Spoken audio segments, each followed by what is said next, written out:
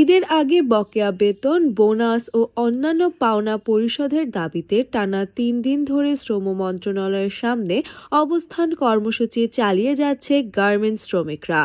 মঙ্গলবার পোশাক শ্রমিকরা শ্রম ভবন থেকে সচিবালয়ের অভিমুখে মিছিল শুরু করে। বিজয়নগরের সামনে পুলিশ তাদের প্রথম বাধা দেওয়ার চেষ্টা করলেও সেই বাধা উপেক্ষা করে তারা সামনে এগিয়ে যান। পরে পল্টন পার হয়ে তোপখানা রোডে প্রবেশ করতে চাইলে আবারও পুলিশ তাদের বাধা দেয়, যা পরে সংঘর্ষের রূপ নেয়। এদিকে মঙ্গলবার পূর্বঘোষিত কর্মসূচি অনুযায়ী সকাল 10টার দিকে শ্রম ভবনের সামনে পোশাক শ্রমিকরা জড়ো হন। সকাল 11:15টার দিকে তারা মিছিল নিয়ে সচিবালয়ের দিকে অগ্রসর হতে থাকেন। 11:15টার দিকে তোপখানা রোডে পৌঁছালে পুলিশের বাধার মুখে পড়েন। এ সময় শ্রমিকরা ক্ষিপ্ত হয়ে উঠলে পুলিশ তাদের সরিয়ে দিতে ধাওয়া দেয়। এ সময় শ্রমিকরা পুলিশের ওপর ইটপাটকেল নিক্ষেপ করে। এতে পরিস্থিতি আরও উত্তপ্ত হয়ে ওঠে।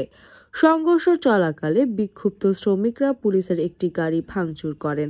পরিস্থিতি নিয়ন্ত্রণে পুলিশ সাউন্ড গ্রেনেড ও টিয়ার সেল নিক্ষেপ করে।